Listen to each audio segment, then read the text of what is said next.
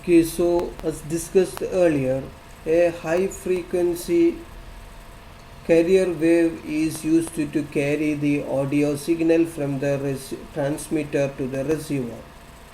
Now the question arises how the audio signal should be added to the carrier wave.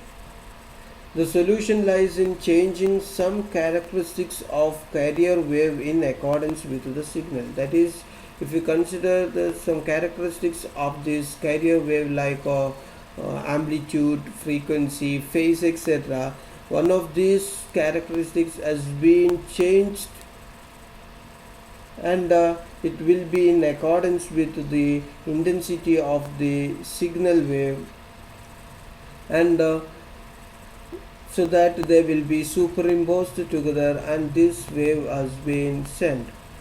So that process is called, we are already mentioned it about it, and it is called modulation.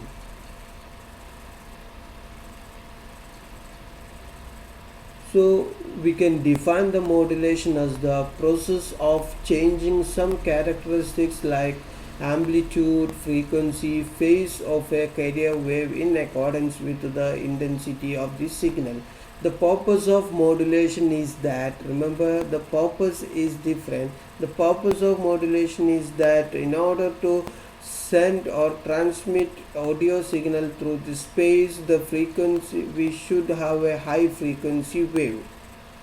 The high frequency wave must be, only the high frequency waves are to be sent through the space for large distances. So in order to send these low frequency audio signals, we will superimpose these audio signals with a high frequency carrier waves in order to produce the modulated wave, and these modulated waves are transmitted by the transmitter of a radio communication system. So here we will focus our attention on the process of modulation. So this is the definition of the modulation. The modulation is a process of changing some characteristic like amplitude, frequency and phase of a carrier wave in accordance with the intensity of the signal. Here the intensity means the amplitude of the signal. Usually the word modulation means it is to change. So in modulation, as we have mentioned, some characteristic like either the frequency or the amplitude or the phase of the carrier wave has been changed to superimpose with the intensity of the signal or with the signal frequency. Now let's see what is the need for a modulation. I told you the modulation is extremely necessary in communication systems due to these following reasons. One is the practical antenna length. The theory shows that, we are not going to the much details of the theories and all this, but the theory shows that in order to transmit a wave effectively, the length of this antenna or radial should be approximately equal to the wavelength of the wave.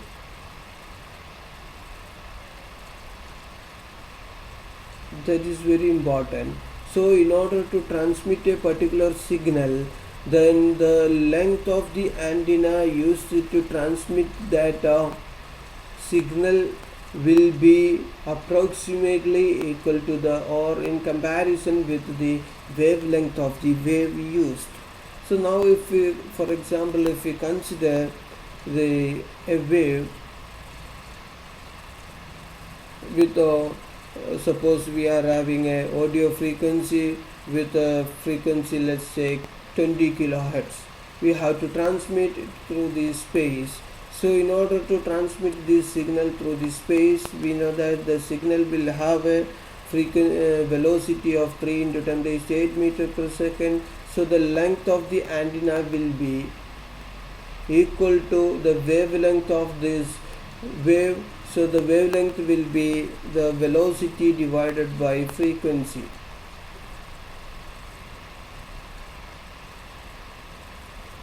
which is equal to the velocity is 3 into 10 raised to 8 meter per second. The wavelength frequency is given here 20 kilohertz, so it is 10 raised to 3 hertz. So which will give you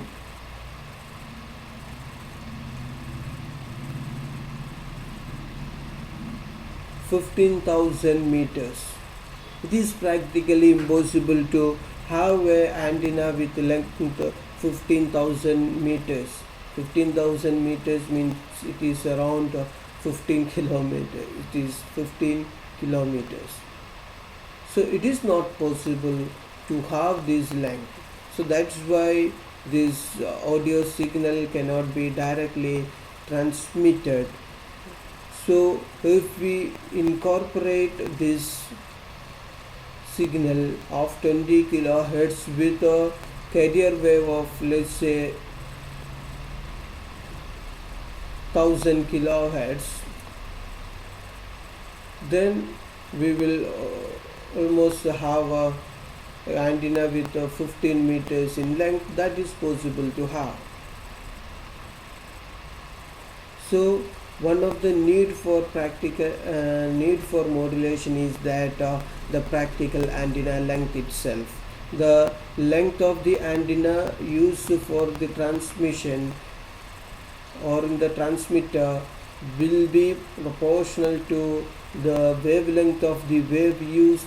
So we have to make the wavelength smaller as possible. So that means that we have to increase the frequency of the signal.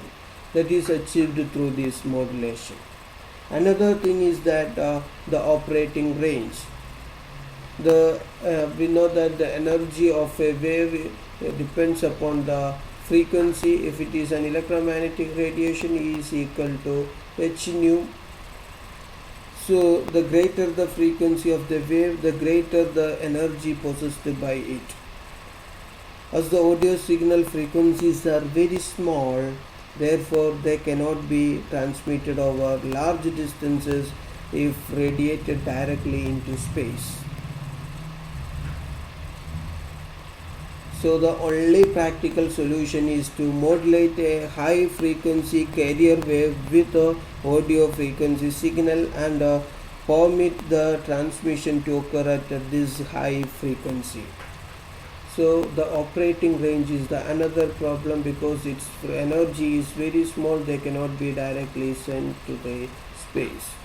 Then another need for modulation is that wireless communication.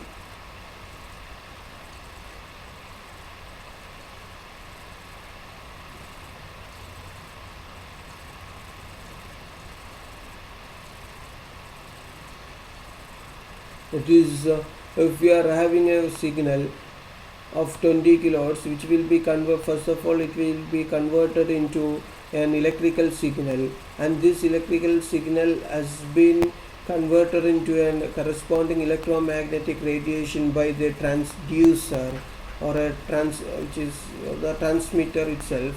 So a transducer is a device used to convert the electrical signal into a corresponding electromagnetic radiation. So if we convert the electrical signal of 20 kilohertz directly into the radiation, which cannot pass through the space for a large distance.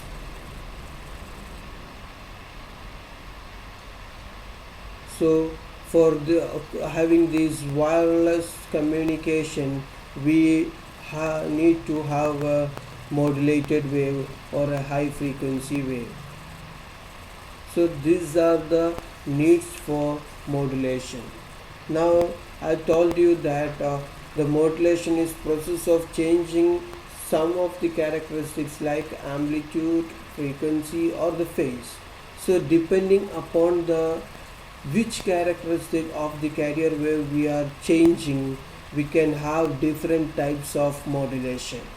If we are changing the frequency of the signal, we will have the frequency modulation. It is maybe very familiar to you, the FM radiation, FM. Now we will have FM radio stations, and if we are changing the amplitude of the signal, then we will have not the amplitude of the signal but the amplitude of the carrier wave. Then we can have amplitude modulation, which is denoted by AM. In the previous days, all the entire radio communication is possible through this, or made through this amplitude modulation. We may be heard about the different radio stations. All these radio stations are having the amplitude modulation. Nowadays these radio stations are the FM, and in television communication or television transmission, frequency modulation is used for the sound signal, and amplitude modulation for the picture signal in the case of a television transmission. So in the case of a television transmission, the sound signals are modulated by the frequency modulation method, and the pictures are modulated by amplitude modulation. And another modulation type of modulation is the phase modulation. Here the phase of the carrier wave has been changed in accordance with the intensity of the signal. But in our curriculum we will discuss this amplitude modulation and frequency modulation in detail, because the phase modulation is seldom used in communication system. So we will discuss the amplitude modulation and frequency modulation in the coming lectures. Thank you.